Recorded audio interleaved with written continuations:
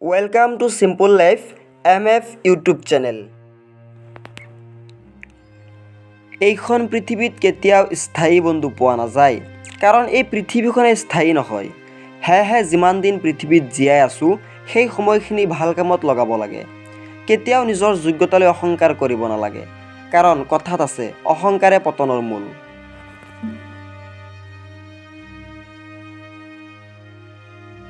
ৰাণী আৰু অৰুণ দশম শ্ৰেণীত পঢ়ে। অৰুণ যেনেকুৱা দেখাত ধুনীয়া তেনেকুৱা পঢ়াটো বহুত ভাল। আনফালে ৰাণী দেখাত ধুনীয়া আছিল যদিও পঢ়াত চোকা নাছিল, কিন্তু তাই এজনী বহুত সৰল মনৰ ছোৱালী আছিল। ৰাণীয়ে অৰুণক মনে মনে বহুত ভাল পাইছিল, কিন্তু তাইৰ অৰুণক এই কথাষাৰ কোৱাৰ সাহস নাছিল কাৰণ অৰুণ আছিল এজন মেধাৱী আৰু ধুনীয়া ডেকা ল'ৰা। শ্ৰেণীৰ সকলোৰে ক্ৰাছ আছিল অৰুণ। তাৰ তুলনাত ৰাণীৰ কোনো যোগ্যতা নাছিল, হ'লেও ভাল পোৱা কেতিয়া কাৰ লগত হৈ যায় কোনেও ক'ব নোৱাৰে।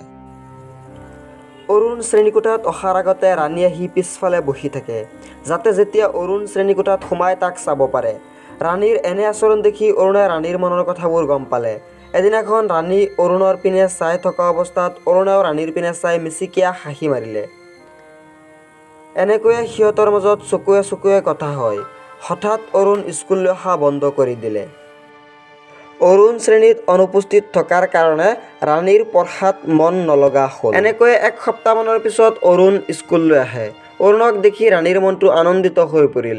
অৰুণক দেখা পাই ৰাণীৰ কথা পাতিব মন গৈছিল যদিও নোৱাৰিলে। বহু সময় অৰুণৰ পিনে চাই আছিল। অৰুণেও ৰাণীৰ পিনে চাই হাঁহি মাৰি বুজাব বিচাৰিলে যে তেওঁ ঠিকেই আছে। দুয়োজনৰ মনত এক অদ্ভুত অনুভৱ জাগি উঠিছিল।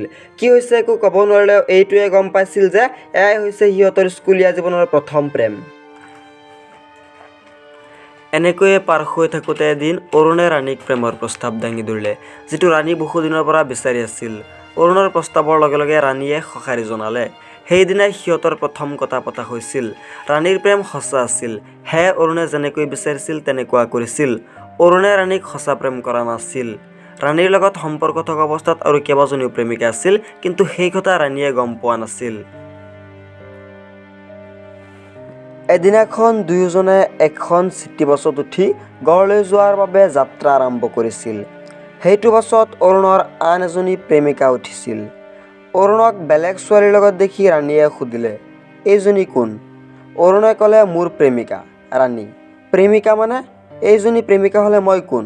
অৰুণ, তুমি মোৰ টাইম পাছ। ৰাণী, টাইম পাছ মানে? তোমাৰ যদি বেলেগ ছোৱালী ভাল লাগে তেনেহ'লে মোৰ জীৱনক লৈ কিয় খেলি আছা? অৰুণ, মই তোমাৰ ওচৰত যোৱা নাছিলোঁ, তুমি নিজে আহিছিলা মোৰ ওচৰলৈ। তুমি কেনেকৈ ভাবিলা যে মোৰ নিচিনা এজন ল'ৰাই তোমাৰ নিচিনা ছোৱালীক ভাল পাম, যাৰ কোনো তুলনা নাই মোৰ লগত? ৰাণী আৱেগিক হৈ, ঠিকেই কৈছা, তুমি মোৰ ভাল পোৱাৰ যোগ্য নোহোৱা। অৰুণ, হ'ব মিছা অভিনয় কৰিব নালাগে দিয়া। তোমাৰ দৰে বহুত ছোৱালী মোৰ আশে পাশে ঘূৰি থাকে, মই পাত্তা নিদিওঁ। ৰাণী, মই তোমাক কেতিয়াও ক্ষমা নকৰোঁ। তুমিও এদিন এনেকৈ আঘাতপ্ৰাপ্ত হ'বা। এনেকৈ শেষ হৈ গ'ল সিহঁতৰ প্ৰেম কাহিনী।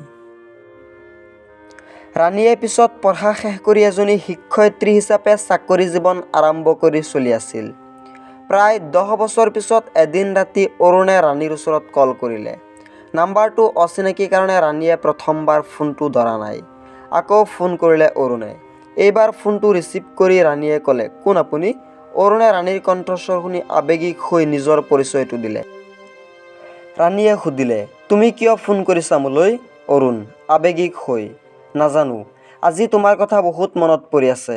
তুমি ঠিকেই কৈছিলা, মই তোমাৰ যোগ্য নহওঁ। সেই কথা আজি মই ভালদৰে বুজি পাইছোঁ। ৰাণী, হ'ব, মই এতিয়া অলপ ব্যস্ত আছোঁ, ৰাখোঁ। আৰু ফোন নকৰিবা মোলৈ। অৰুণ, মোৰ আজি বহুত কথা পাতিব মন গৈছে তোমাৰ লগত। ৰাণী, ইমান কষ্ট দি এদিন গুচি গৈছিলা, আজি কিয় কথা পাতিব মন গৈছে? অৰুণ, আজি ময়ো বুজি পাইছোঁ প্ৰেমত প্ৰতাৰণা লাভ কৰিলে কেনেকুৱা কষ্ট হয়। মই তোমাক বুজি পোৱা নাছিলোঁ, তুমি মোক ক্ষমা কৰিবা। ৰাণী, হ'ব, এই দুদিনীয়া পৃথিৱীত কোনো কাৰো আপোন নহয়, সকলোৱে কৰ্মৰ ফল উপভোগ কৰিব লাগিব। Thanks for watching. Like, comment, share, subscribe.